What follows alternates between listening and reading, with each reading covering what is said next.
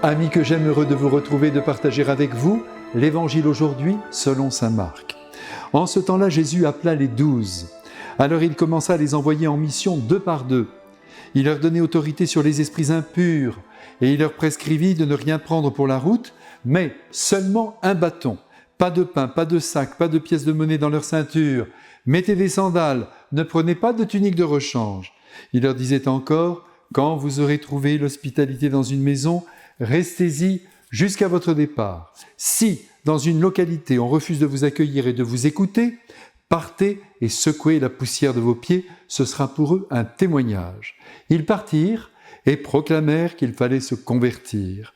Ils expulsaient beaucoup de démons, faisaient des onctions d'huile à de nombreux malades et les guérissaient. Mes frères bien-aimés, je suis sûr que vous, comme moi, vous êtes préoccupés par l'avenir du monde. Quand on aime le Christ, on ne peut pas s'enfermer dans sa tour d'ivoire et rester indifférent à ce qui se passe autour de nous.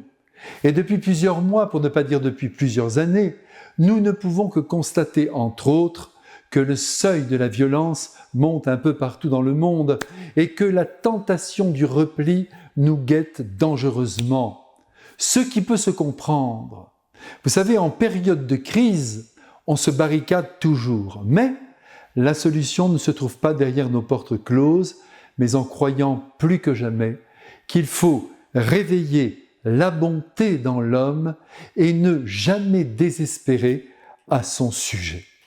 Et pour réveiller sa bonté, il faut qu'il découvre tout simplement qu'il a été créé bon. La semaine dernière, j'ai rencontré un homme qui mendiait à l'angle d'une rue et à la suite d'un sourire partagé, je me suis arrêté quelques minutes auprès de lui. La conversation s'est installée entre nous et nous avons bien sûr, à cause de ma soutane, car lui a reconnu le prêtre, parlé de Dieu. Et il m'a dit qu'il pensait que Dieu avait créé la méchanceté. Alors là, mon sang n'a fait qu'un tour. Et je lui ai dit que c'était absolument impossible, que Dieu aimait l'amour et non la haine. Et aujourd'hui, dans le Saint-Évangile, mes frères bien-aimés, nous en détenons la preuve puisque le Christ envoie ses apôtres lutter contre le mal, en leur donnant tout pouvoir sur les esprits impurs qui viennent, il faut bien le reconnaître, perturber la vie humaine. L'homme serait donc le jouet de forces négatives, maléfiques. Si le Christ parle d'esprits impurs, c'est qu'en effet il en existe. Mais ne voyons pas pour autant des démons partout. Nos esprits, le mien, le vôtre, sont souvent impurs, habités par des pensées mauvaises. Certes, nous sommes bons au fond de nous, mais nous sommes cependant capables d'être méchants, durs, sévères, jaloux, que sais-je, égoïstes, indifférents au sort des malheureux, et c'est pourquoi nous avons besoin, pardonnez-moi ce pléonasme, d'être évangélisés par l'Évangile. Et c'est pourquoi, après avoir donné le pouvoir aux apôtres de lutter contre les esprits impurs, il les envoie 2 par 2 sur les routes du monde pour faire connaître l'essence même de l'Évangile, à la seule fin de permettre aux hommes de gagner en bonté. Ceci bien en place, avançons maintenant. Pour que cette évangélisation du monde soit réussie, il faut que les êtres que nous rencontrons nous sentent fragiles, je dirais presque démunis. Mais oui, il faut adhérer à la pédagogie du Christ qui demande à ses apôtres de partir sur les routes sans aucun soutien, sans argent, sans pain, vous avez entendu, sans vêtements de rechange. Nous, on croit toujours que le plus fort remporte la partie.